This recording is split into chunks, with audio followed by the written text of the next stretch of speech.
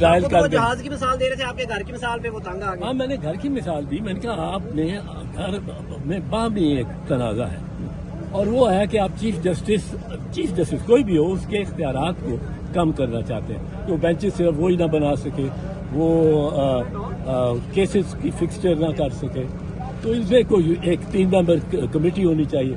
میں نے کہا وہ اس میں ہم آپ کے ساتھ ہیں، ہم اپیل کے بھی حق اس میں ہیں. اپیل کے حق میں ہم 20-25 سال سے ہیں اور میں تو کنسسٹنٹ رہا ہوں اس میں. پر میں نے کہا اس وقت آپ کو اپنا جو اندرونی آپ کا جھگڑا ہے اس کو ختم کر کے، یہ جو باہر سے آپ پہ حملہ ہو رہا ہے، آپ کے گھر پہ باہر سے حملہ ہو رہا ہے اور گھوڑ سوار آ رہے ہیں، تو اس کو آپ اس سے بچیں، اس کی مدافعت کریں، پھر آپ آپس میں یہ سیٹل کر لینا، ہم آپ کے ساتھ آپ کا ساتھ دیں گے. اور وہ انہوں نے نہیں مناسب سمجھا فوجی عدالتوں کے اس کیس میں اس پٹیشن کو سننے کا. ان کے ایک لمبا بیان دیا جس میں جواز دیا انہوں نے اپنے آپ کو بینچ سے دور رکھنے کا. تو میں سمجھتا ہوں بسد احترام کہ جواز نہیں تھا. یہاں آ کے ایک معاملہ اتنا بڑا معاملہ ہے، اس میں سب ججز ہم چاہتے ہیں، سب 15 کے 15 بیٹھے.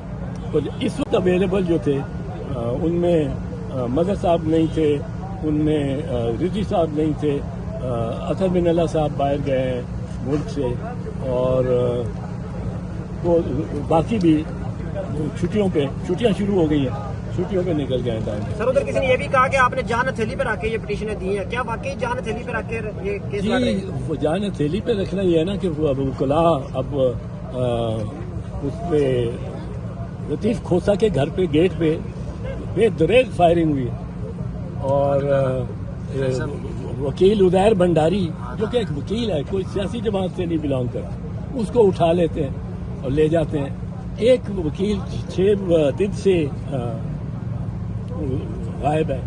اب یہ اس قسم کی چیزیں جو ہو رہی ہیں جی، اس پہ چیف جسٹس صاحب نے بھی نوٹس لیا. چیف جسٹس نے کہا اٹارنی جنرل صاحب ہم دیکھ رہے ہیں کہ صحافی غائب ہو رہے ہیں، وکیلوں پہ تشدد بھی ہو رہا ہے اور وکیلوں کو غائب بھی کیا جا رہا ہے اور عورتوں پہ بھی تشدد ہو رہا ہے. تو ہم اس پہ آپ کل ہمیں اس پہ رپورٹ دیں. سر امید ہے کہ کل کوئی عبوری حکم نامہ جاری ہوگا؟ دیکھیں امکان تو ہے، کیونکہ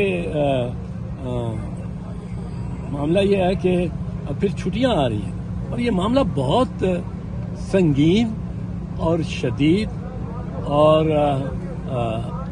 اجلت میں فیصلہ کرنے. سر آپ کو کیا لگتا ہے کہ کل کیا ہونے جا رہا ہے؟